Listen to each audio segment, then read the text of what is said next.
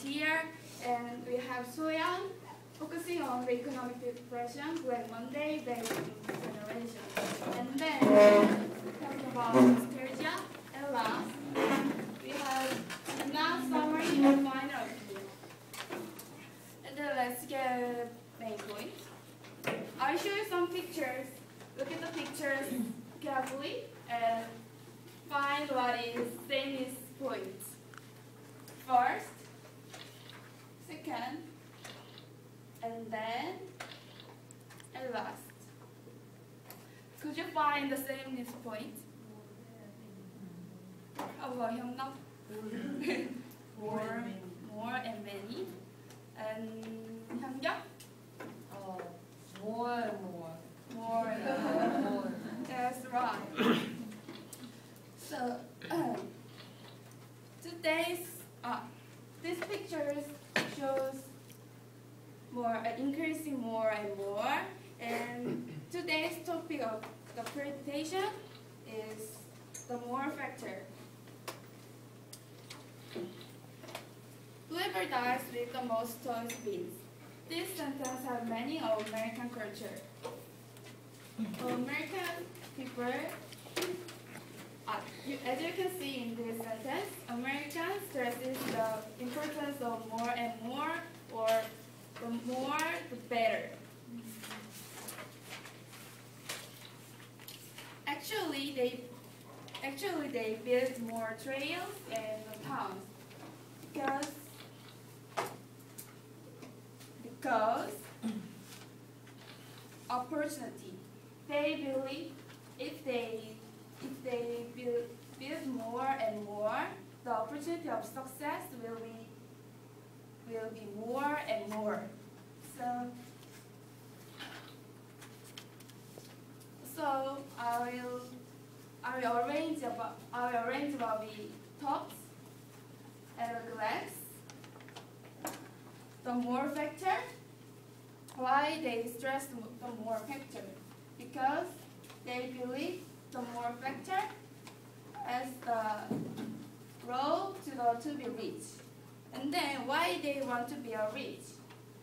Because they believe the rich is way for better life.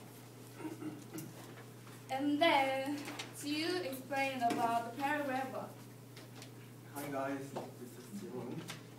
So these are some pictures of the theme park at Disneyland. So you can see a mine, canyons, railroads, and trains. So where do you think this is? Where do you think this is? Nobody? Okay. This is the West. So I want to talk about the West in 19th centuries. In 19th centuries, America, they tried to explore the West because they needed land. In the East, they plant a lot of tobaccos and they cultivated them a lot every year. So the land became kind of acidified. So people couldn't plant anything there. So they were moving to the West for the plantation. Then where was the West? Look at this map. There was kind of border between Illinois and Indiana, Missouri and Kentucky, Arkansas and Tennessee, and Louisiana and Mississippi. But actually it was not a border, but a kind of line of forts. Forts were built to protect the nation, America, or the Americans from the Indians' attack. So it was really easy to get attacked by Indians once you passed the line, the fort line. So there was no border kind of which divided America from the West. So the West, the land itself became Hi, Jinyoung.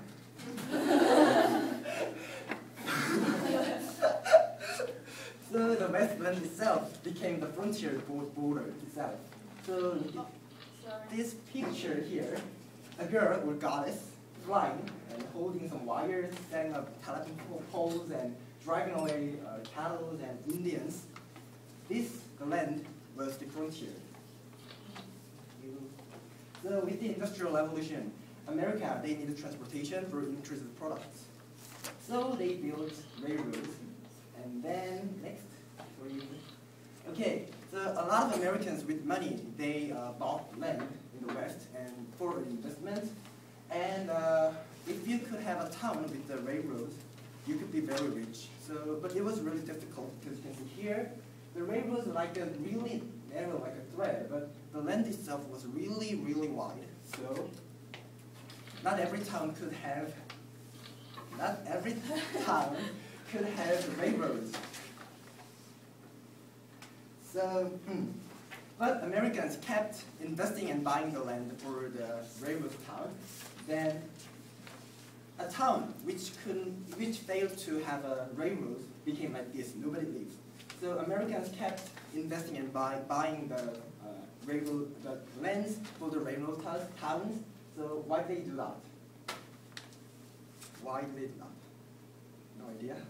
The reason is really simple. First, if you succeed to have a railroad town, it was really easy to get a lot of money. And the second, there was always another opportunities like a gold or oils or some lands.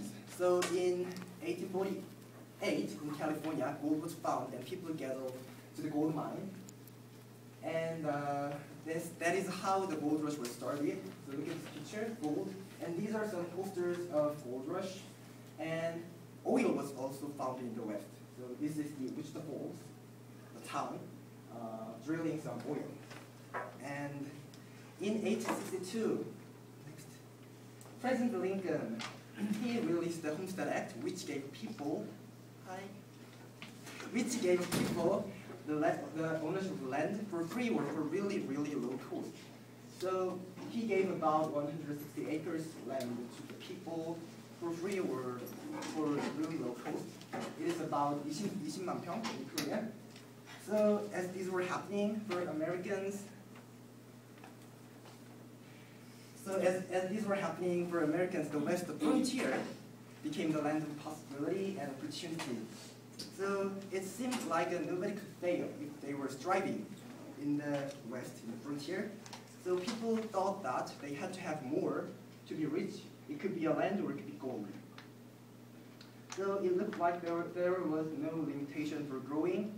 So it made Americans think the more the better. So the frontier not only is the West or opportunity or some infinite sources, but affects how Americans think and act. With this frontier, Benjamin Franklin, he said, poor people had become wealthy farmers who in their own countries where all the lands are fully occupied and the wages of labor low could never have emerged from a poor condition where they were born. It can be said people who came to America, if they were striving, they could be rich. And historian Frederick Jackson Turner, he said, not the Constitution, but free land and its abundance of natural resources made the democratic type of society in America. And also historian and political scientist Poplar said, no natural boundaries seem to be set to the efforts of man. So those mean America with the frontier idea was full of opportunity and possibility.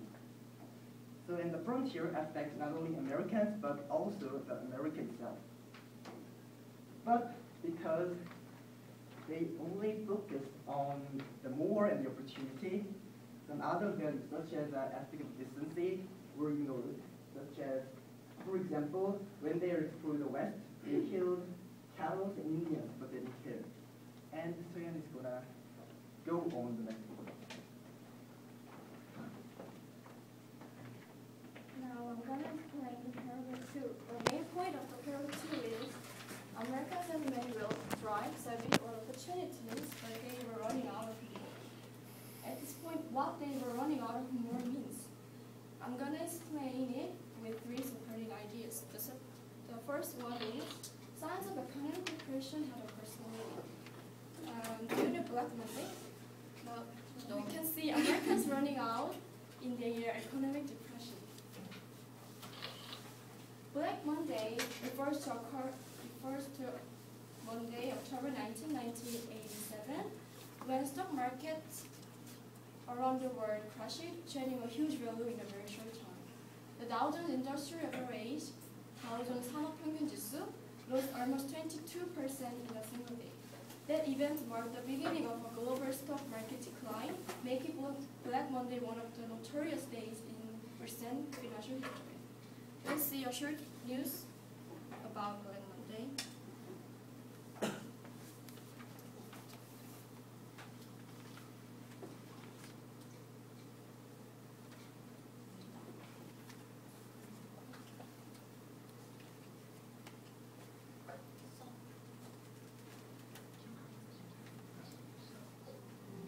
Something better. So let's introduce ourselves to the world. Not again, but for the very first time. The new American is arriving.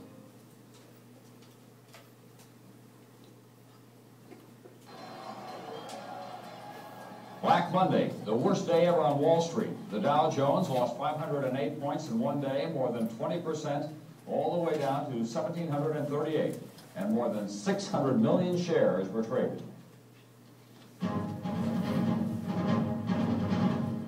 NBC Nightly News with Tom Brokaw.